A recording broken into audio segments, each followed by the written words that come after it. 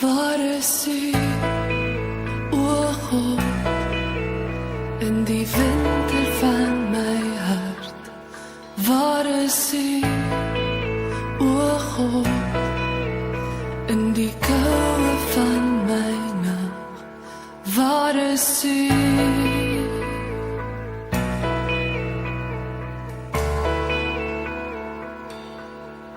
Wie is U, o God, so ver daar bo die blou? Wie is U, o God, so naby aan my nou? My hart verlang na U. My hart verlang na U. U is naby, U is by my. As ek soek en sien die skuilplek, U is daar. Ek is veilig in die arms van die sy gestrek daar op die kruis alleen. Daar was vir my.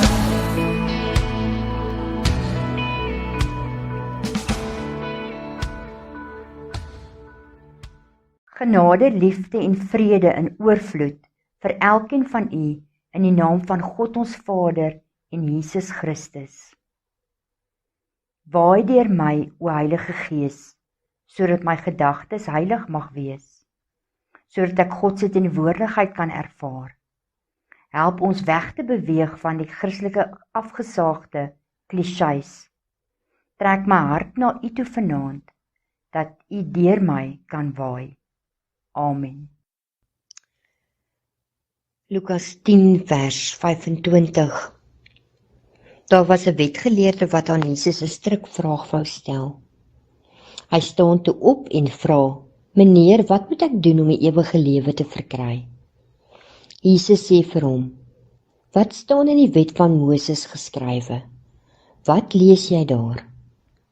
Hy antwoord: "Jy moet die Here jou God lief hê met jou hele hart, en met jou hele siel, en met al jou krag, en met jou hele verstand, en jou naaste soos jouself." "Jy het reg geantwoord," sê Jesus vir hom. "Doen dit, en jy sal die lewe verkry." Maar die wetgeleerde wou homself handhaaf en vra vir Jesus: "En wie is my naaste?" Jesus gaan toe nader daarop in, deur te sê: "Toe 'n man eenmaal op pad was van Jerusalem af na Jerigo toe, het rowers hom aangeval. Hulle het hom kaal uitgetrek en hom geslaan, dat hy half dood bly lê, en toe pad gegee.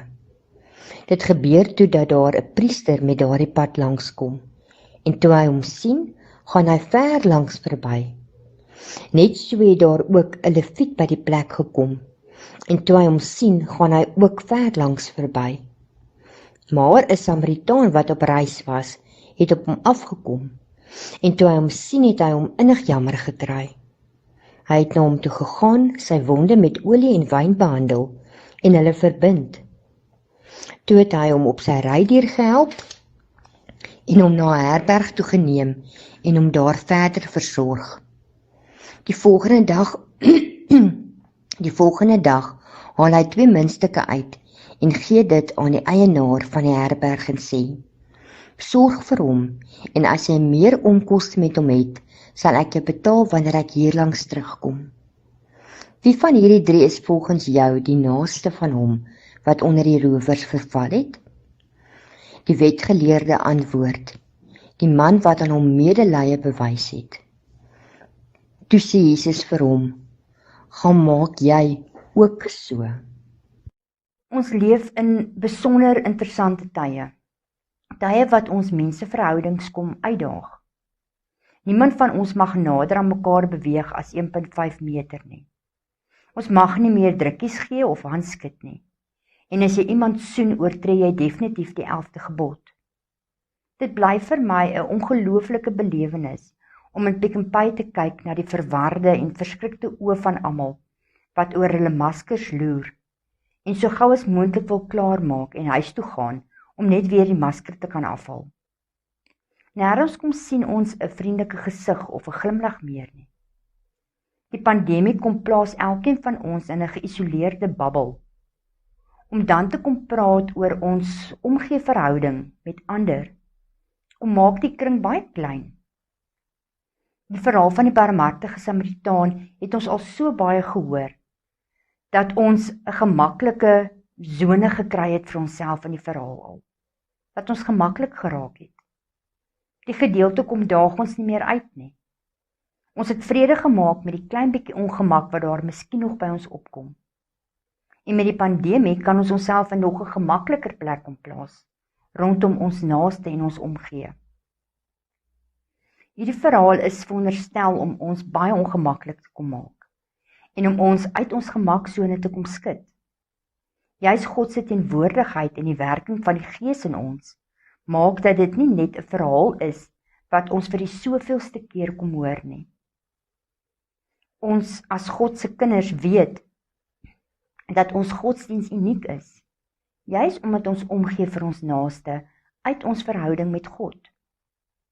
Ons het die samevatting van die wet al genoeg gehoor, om dit te weet en te besef.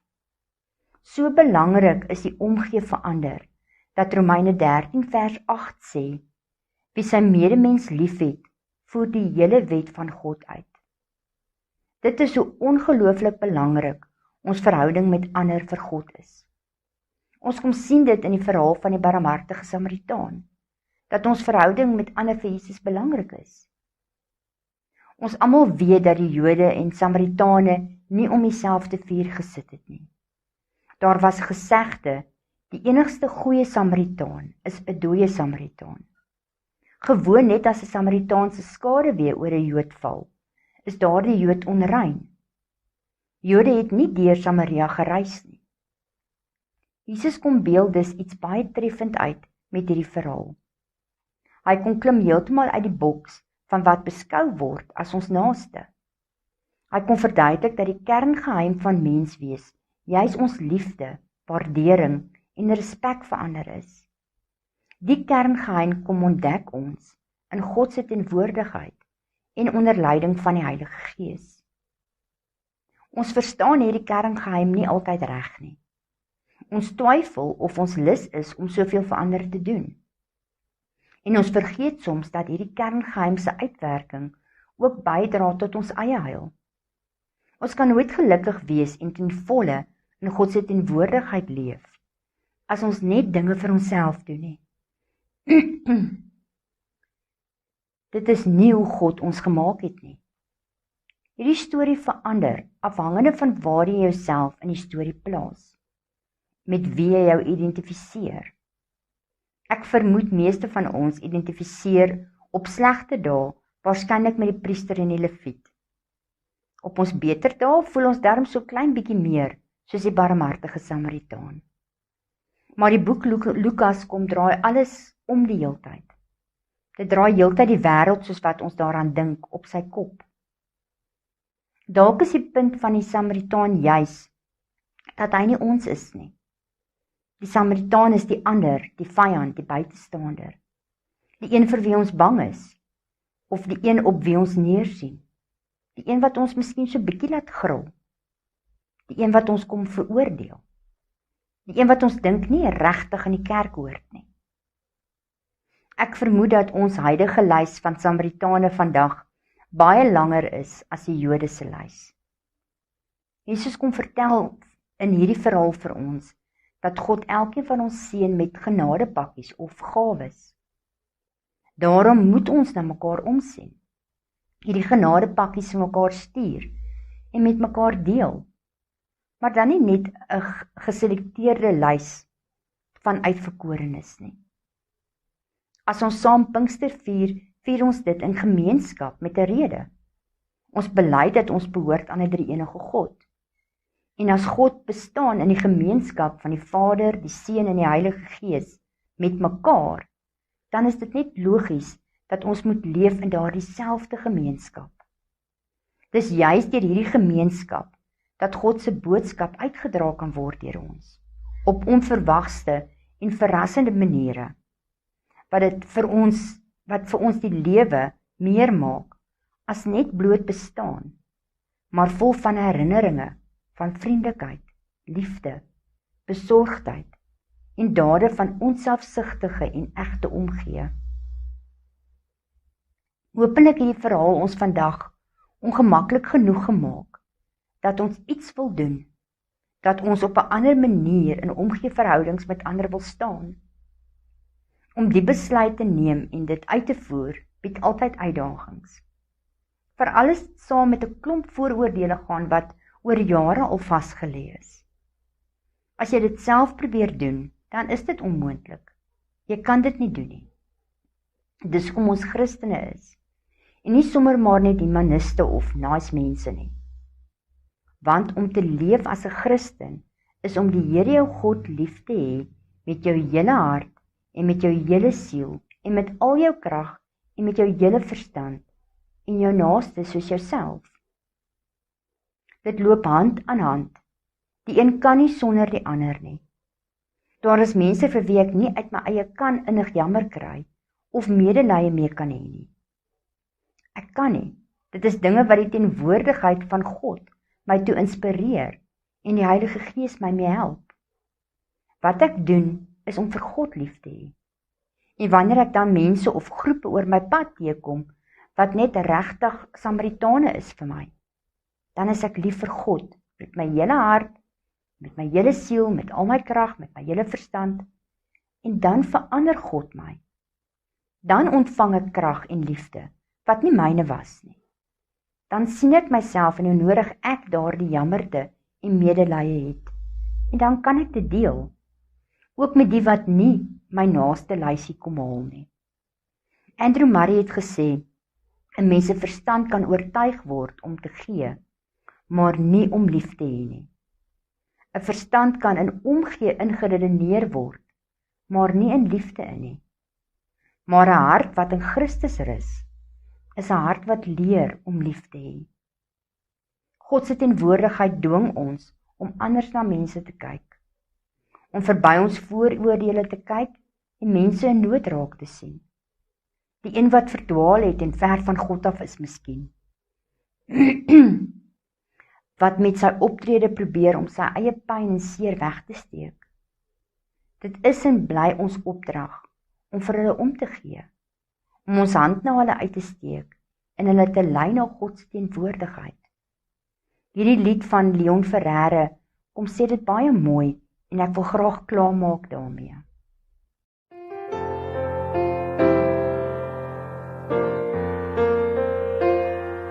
When you're lost and there's nowhere to go, and your heart bears a heavy load, don't give up, 'cause you are not alone, and I am always here to bring you home. You took a chance, you crossed the thin red line. Now every word could seem so unkind. But don't believe you'll ever lose it all, 'cause I am always here to bring you home. You make mistakes and hearts will break and tears will always fall. This world is turning, you are learning what matters most of all, that you are not alone. Now's your time, so go on, be free, and don't hold back. Be all that you can be, and if you fall, you'll never fall alone, 'cause I am always here to bring you home.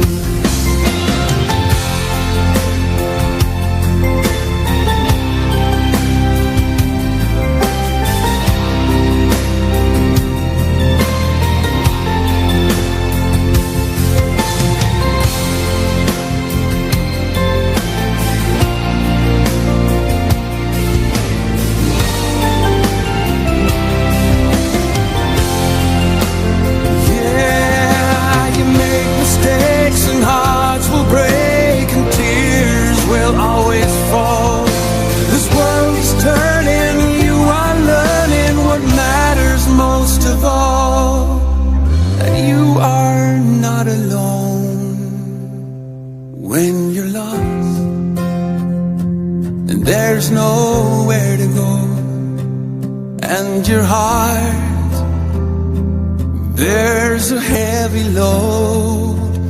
Don't give up, 'cause you are not alone, and I am always here to bring you home. I said I am always here, I'll bring you home. Yes, I am always here to bring you home to me.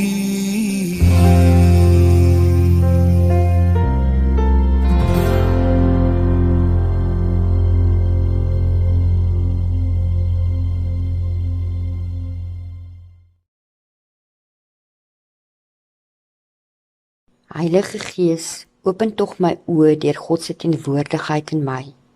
Help my om my naaste se nood te kom raak sien. Maak oop my ore sodat ek hulle snikke kan hoor. Maak oop my hart sodat daar iemand kan wees wat sal help. Help my om die swakkes te verdedig. Wys my waar hoop en geloof en liefde ontbreek en gebruik my om iets daarvan in hulle lewens in te dra met u teenwoordigheid. Mag u die bron van ons hoop, ons geloof met alle vreugde en vrede vervul, sodat ons hoop al hoe sterker kan word deur die krag van die Heilige Gees. Amen.